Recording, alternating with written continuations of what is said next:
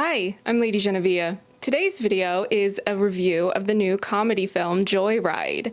First things first, this is now one of my favorite films of the year. If you are subscribed to my Patreon, then you already know I shared a preliminary top 10 films of the year so far list, and the people who've seen that will know that it's not unheard of for a high quality film to crack into my top 10 at this particular moment in time. But this is actually a contender to stay on that list by the time we get through this back half of the year when we have so many strong releases set to still come out.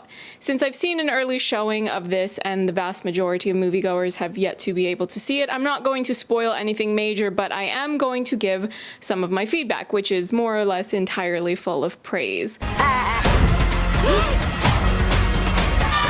me! Look at me! My biggest reservation going into seeing Joyride was that I did not want to see a bunch of cringy Asian diaspora jokes where you make fun of your parents' accents and you stereotype your upbringing as being overly strict. That whole vibe of pandering to white people by insulting your heritage, your motherland, and presenting a reductive stereotype of your culture is something I strongly dislike. However, watching this movie, I didn't feel like the humor overly relied on that, which, to be honest, I was pleasantly surprised by. But to start things off, let's go through the premise and the main characters.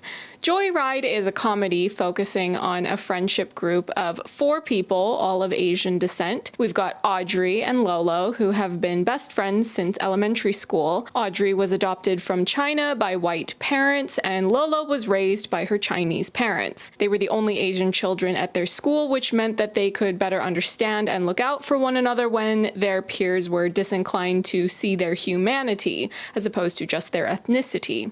As an adult, Audrey is a lawyer and wants to get a big promotion at her job. Her getting that promotion is dependent on closing a big business deal in China, so she brings Lolo along to help with translation. Lolo's cousin Deadeye tags along on this trip, and I didn't figure out until the end of the movie that Deadeye's pronouns are they, them. Maybe it was mentioned sooner, but the thing about watching Joyride at this early showing was that there were so many people, including me, repeatedly laughing at the various jokes and antics that I already know I need to see it again because there were multiple lines of dialogue that I couldn't hear over the sound of the audience laughter. Also, just in general, I want to see it again because it was really good. But back to the synopsis. When the trio arrives in China, they are reunited with Audrey's bestie from university, Kat, who is now an actress on a Chinese period drama.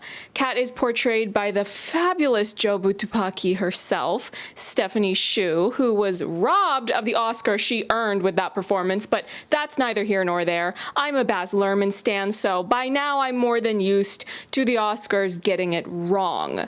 Security! Security! There is no doubt in my mind that Stephanie gives my favorite performance out of the ensemble. All of the leads are excellent, but there's just something about Stephanie's face. She's so expressive, she can make the smallest changes in her facial expressions and completely captivate me in the process. I want to see her in everything. The story strikes a really good balance between the mayhem and outlandish antics of the lead group's behavior and their circumstances, but also doing a lot of work to flesh out the relationships they have with each other. At least one of the characters has a bit of a romantic subplot, but the emotional core is very much rooted in the relationships within this friend group, and I loved how by the time the film was over, it really did feel like I was watching a love story interwoven into this big, loud comedy. Now, you probably know I love a good romantic love story, but I also think that the love that friends can have for one another can run very deep. For some people, friends are your family just as much, if not more, than the people with whom you are biologically related to. If you've seen the trailer for Joyride, then you may have seen the flashback scene where Audrey and Lolo first met as children and became friends. Even though a fair bit of that scene is already shown in the trailer, there was just something about actually seeing it played out in full on the big screen that felt so nostalgic on so many many levels. You had these adorable children wearing butterfly clips in their hair. That's a flashback if ever I saw one. And also retaliating against a nasty boy with physical violence. That was giving me Miss Congeniality flashbacks, which is an all-time favorite of mine. That's one of those films that I always have floating around in my mind where I think to myself, maybe I should do a video about that at some point, but there's always too many topics I have in mind for that one to take priority. Joyride is a project not only with Asian performers, but Asian talent across so many different departments: directing, screenwriting, cinematography, editing, music. All of these things were done by Asians. And I love that because it goes to show that any Asians out there who would like to get into filmmaking, they can know that you don't just have to act, you can thrive in any facet of the filmmaking process if that's what interests you. One of the things that gets mentioned in Joyride from one of the characters is that they feel this sense of liberation from being in China where they are surrounded by other Asians, whereas when they are in predominantly white spaces, they feel like they have to try so much harder to prove themselves, to excel. There's this implication that you feel more pressure when you are the only Asian there because people are not going to see you as you. They're going to see you as an Asian unofficially representing the entirety of your ethnicity or your heritage or your culture. And I can't help but speculate that the entire creative team of Joyride probably felt more freedom to just work from a place of love of what they're doing. Being that they were surrounded by so many fellow Asians, they wouldn't have to deal with as much of that feeling of pressure that they might otherwise feel on a different job where they may very well be the only Asian person in that room. If you've watched my other videos and kept up with my feedback of the type of filmmaking that I tend to enjoy, I really enjoy maximalist art. I like when there's something visually bombastic to look at, whether it's in the cinematography, the editing, the colors that you can see in the production design or costumes. And Joyride has so many sequences that embrace that style, which definitely helped to boost it in my overall impression. If you've seen the trailer, you know that there is a point where the friendship group decides to pretend to be a K-pop group, and the way that entire musical sequence was put together was immaculate.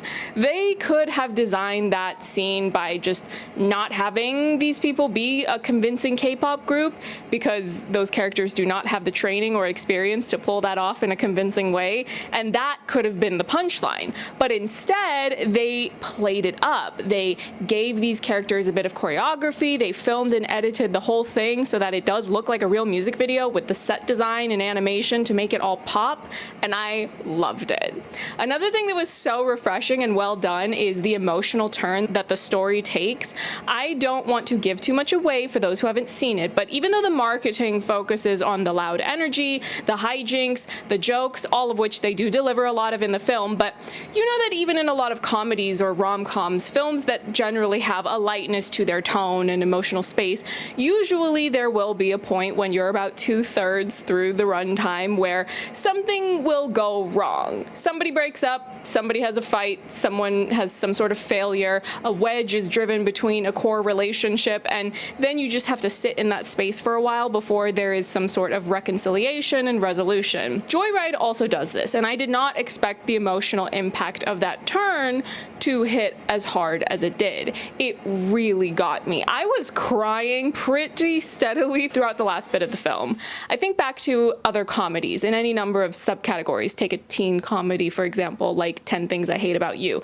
Julia Stiles gets me every time she reads her poem. Now, that film is hilarious. It's full of iconic quotes. Heath Ledger has me giggling and kicking my feet from start to finish, and then bam, I'm crying at a love confession poem. I'm getting really tired of people making comparisons for these new hit comedies like No Hard Feelings and Joyride to these so-called raunchy comedies of either the 2000s or the 2010s.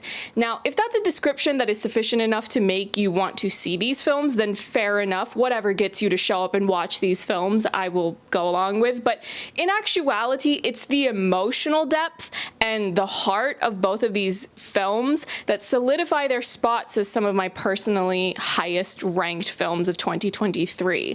I hope that Joyride doesn't turn into something where they're needlessly trying to do sequels or spin-offs or anything of the sort. I like having variety in the storytelling that I enjoy. Not everything needs to be a franchise. I really hope that we get to see more comedies like Joyride or No Hard Feelings with women as the lead characters, where I can just show up, laugh, have fun, and still get emotionally invested in the characters and their stories. When I think about how bogged down a lot of the film industry tends to feel nowadays with so many big IP franchises, where I find it increasingly difficult to fully connect with anything because you can just see the puppet strings of corporations and their desperate attempts to find ways to merchandise, to turn everything into a franchise or to make it a bigger franchise. And now they want to try to generate stories using AI?